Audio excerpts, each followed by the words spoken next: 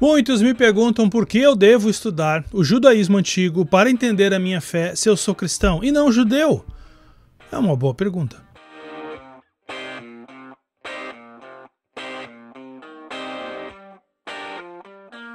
Ok, mas antes de eu responder, eu preciso dizer que ao explorar as semelhanças entre o cristianismo e o judaísmo, eu quero deixar bem claro aqui que a minha intenção é puramente acadêmica, tá bom? E focada em entender as contribuições históricas e teológicas do judaísmo antigo para o desenvolvimento do cristianismo primitivo. Por que eu estou dizendo isso? Porque eu estou totalmente ciente da sensibilidade em torno de tópicos religiosos e abordo esse assunto com o máximo respeito pelas diversas crenças e perspectivas. É importante lidar com essa discussão com muito cuidado, reconhecendo as complexidades de ambas as religiões, sem pretender confrontar ou diminuir nenhuma crença, nem fazer nenhuma afirmação política ou geopolítica, principalmente, particularmente, quando eu tratar da importância da terra para os judeus antigos em relação ao entendimento que eles tinham acerca da aliança com Deus. Então, meu objetivo é simplesmente oferecer uma investigação respeitosa das conexões históricas e influências mútuas que moldaram a tradição cristã primitiva. Uma vez que a gente entende isso, a gente pode perguntar por que é tão importante estudar o judaísmo se eu sou um seguidor de Jesus. Tanto o judaísmo quanto o cristianismo são religiões históricas, começa por aí. Faz parte da natureza de ambas enfatizar o que a gente chama de continuidade. Elas compartilham a fé em um Deus que se relaciona com os seres humanos individualmente e coletivamente, de tal forma que a vontade de Deus pode ser discernida ao longo da história. Então esse é um ponto importante que deveria fazer com que todo cristão tivesse interesse em estudar o judaísmo antigo, ou seja, em ambas as religiões está presente a ideia de que Deus revela a si mesmo em eventos históricos. As escrituras sagradas de ambas as religiões são, em grande parte, narrativas do passado, ou seja, são histórias, sagas, eventos, relatos históricos, e em termos gerais, tais narrativas são testemunhos das revelações históricas de Deus. Então, a Bíblia hebraica, ou o Antigo Testamento cristão, é uma vasta coleção de material legal, cultural, devocional e narrativo definido em uma estrutura histórica particular. O Antigo Testamento é um produto literário de quase 1000 anos de história de um povo, no caso o povo de Israel, e embora o Novo Testamento seja muito mais breve e cubra um período de tempo muito mais curto, claro, ele também fala de pessoas e de eventos na convicção de que Deus realizou feitos maravilhosos na história, feitos de extrema importância para o futuro da humanidade. Consciente e deliberadamente, os escritores do Novo Testamento adotam a história do Antigo Testamento e a levam a um ponto culminante. E essa culminação, naturalmente, é distintamente cristã, em vez de geralmente judaica. Agora, é importante saber que esse é, por exemplo, um dos motivos por que é importante estudar o judaísmo antigo se você é cristão. É importante saber que os limites da Bíblia hebraica não tinham sido oficialmente definidos na época de Jesus e do cristianismo primitivo. Ou seja, não havia ainda, nos dias de Jesus, uma Bíblia hebraica formal, estabelecida ou, como os teólogos gostam de falar, canonizada. No entanto, de acordo com o próprio Novo Testamento, o próprio Jesus fala da lei dos profetas, ou cita os Salmos. Ou seja, ele parece ter conhecido a divisão tripla da Bíblia hebraica que hoje se encontra de maneira formal. A lei, Torá, os profetas, Neviim e os escritos, Ketuvim. De acordo com a tradição, embora as linhas principais da Bíblia hebraica tenham sido estabelecidas muito antes, biblistas hoje entendem que rabinos judaicos fixaram o cânon da Bíblia hebraica, formaram a Bíblia hebraica somente no Concílio de Jamnia, por volta de 90 depois de Cristo. Eu falo mais disso em outro vídeo.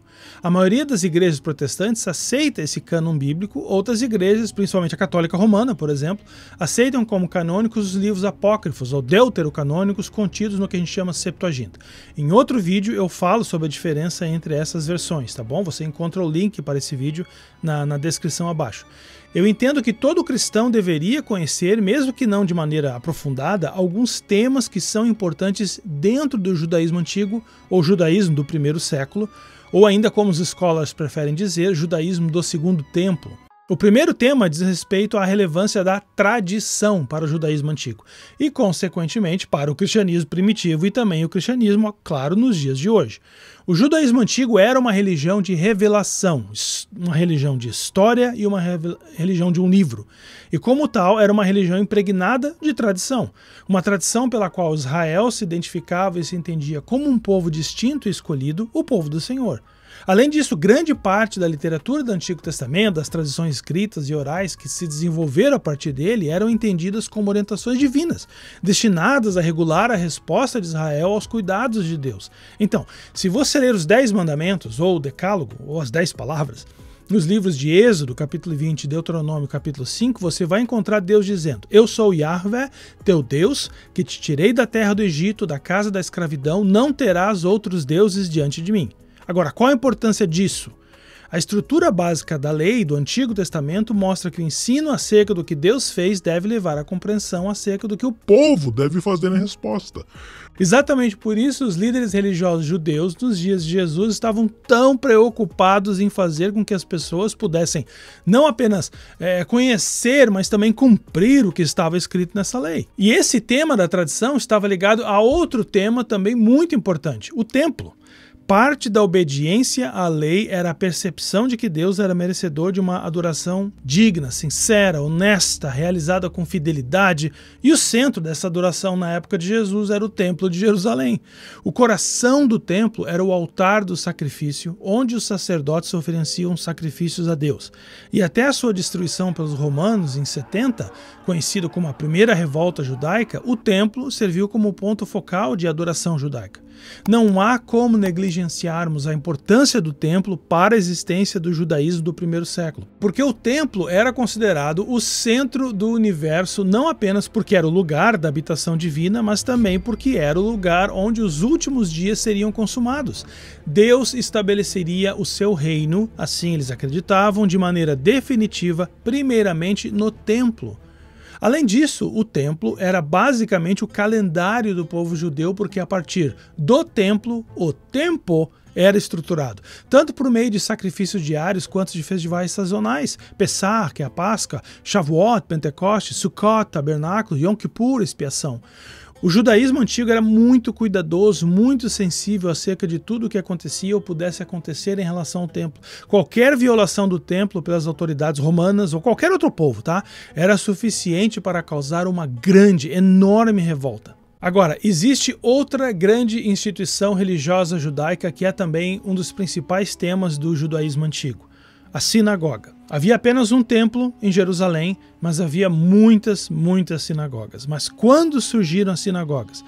Essa é uma pergunta que já teve uma resposta mais fácil, tá bom? A gente imaginava algumas coisas diferentes há alguns anos atrás. Até a primeira metade do século XX era comum encontrar estudiosos dizendo que as sinagogas surgiram em decorrência do exílio babilônico em 587 a.C. Ou seja, os judeus exilados precisavam de um lugar para continuar praticando a sua fé, mas como eles estavam fora de Jerusalém, na Babilônia, e portanto longe do templo, sinagogas foram criadas como centros de ensino da religião judaica. Tá bom. Já foi mais fácil concordar com essa ideia. Depois de muitas descobertas, principalmente incluindo os manuscritos do Mar Morto e da comunidade de Qumran, entre outras descobertas, é claro, hoje nós temos mais dúvidas do que respostas acerca dessa instituição chamada sinagoga, que é uma instituição muito importante no judaísmo antigo. O que podemos afirmar quase que com certeza é que mesmo na Palestina antiga, mas especialmente na diáspora, o movimento dos judeus vivendo em outros territórios no mundo antigo, a sinagoga se tornou, para a maioria dos judeus, o centro prático da sua vida religiosa. De novo, embora a origem da sinagoga esteja escondida na obscuridade até hoje, no primeiro século, nos dias de Jesus, ela já havia se tornado uma instituição judaica central, uma espécie de centro comunitário, tá bom? Para o estudo da lei judaica e adoração semanal regular, incluindo leitura e comentários sobre a Torá e orações pela congregação. Um aspecto muito interessante a respeito da sinagoga é que, ao contrário do templo, presidido por sacerdotes, a sinagoga era uma organização leiga que permitia uma participação mais ampla do povo.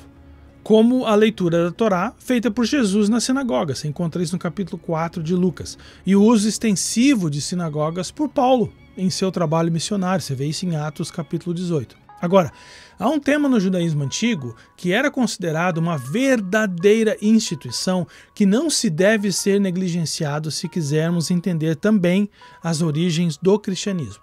E esse tema é a terra. O pequeno pedaço de território na extremidade oriental do mar Mediterrâneo, que hoje é conhecido por alguns como a Terra Santa, ou Palestina, ou Israel, tem sido a ocasião e a causa de esperança e frustração de muita gente por 3.000 anos.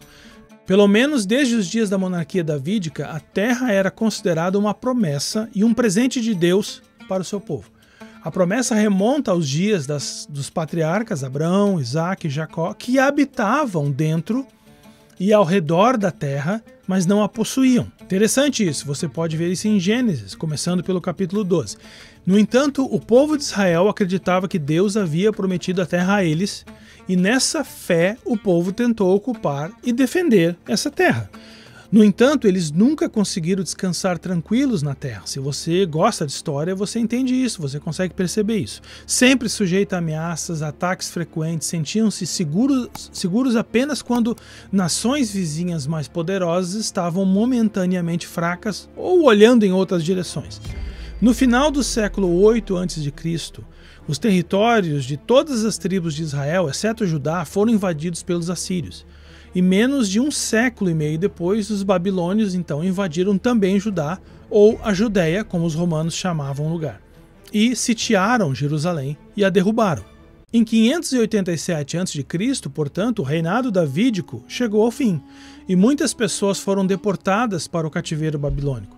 A não ser por um breve período ali no século II a.C., quando a revolta dos Macabeus reconquistou o território do domínio grego, a história entre o povo judeu e a terra tem sido bastante problemática, já que os romanos invadiram o território em 63 sob o comando do general Pompeu. O moderno Estado de Israel foi criado em 1948 e por si só um evento histórico muito sensível que gera muitas discussões pró, discussões contras e precisa ser tratado com muito cuidado, com muito respeito, porque a vida de inúmeras pessoas e suas famílias estão envolvidas em ambos os lados dessa discussão. Mas dentro da nossa discussão aqui, esse evento representa a primeira instância de uma tentativa de controle judaico da terra desde a destruição de Jerusalém no ano 70 pelos romanos. Desde o exílio babilônico, aquela porção de terra tem sido governada por muitos povos, assírios, babilônios, persas, gregos, romanos, os britânicos também. E agora, a questão da posse e governança da terra é muito importante nos dias de hoje. A gente sabe disso, mas já possuía uma importância muito grande nos dias de Jesus, pois o território então ocupado pelos romanos era governado por reis fantoches e procuradores imperiais, e por isso a terra havia se tornado uma verdadeira instituição dentro do judaísmo antigo, já que a esperança pela restauração do domínio judaico sob a realeza davídica era um aspecto importante dentro do contexto do ministério de Jesus. Então esses são apenas alguns aspectos que indicam a importância de um cristão conhecer um pouco sobre a história do judaísmo antigo. Se eu pudesse brevemente resumir a relação bíblica e histórica entre o judaísmo e o cristianismo, eu faria uso de uma afirmação de um estudioso do Novo Testamento que diz o seguinte: o judaísmo fala de um Deus que fez o mundo e o construiu nele a paixão pela justiça, porque essa era sua própria paixão. O cristianismo fala desse mesmo Deus trazendo essa mesma paixão para a vida e a obra de Jesus de Nazaré. Por isso, se você é cristão, um seguidor de Jesus Cristo, eu quero te incentivar a estudar, ler, conhecer história. Porque esses poucos aspectos acerca do judaísmo antigo que eu tratei nos últimos minutos são apenas alguns pontos que indicam a importância de um cristão conhecer um pouco sobre a história do judaísmo antigo. Então, estude história. Não é só curiosidade não, é o teu código secreto. É como ter um mapa que mostra onde os outros mandaram bem ou vacilaram, te ajudando a fazer escolhas mais inteligentes na tua própria jornada de vida.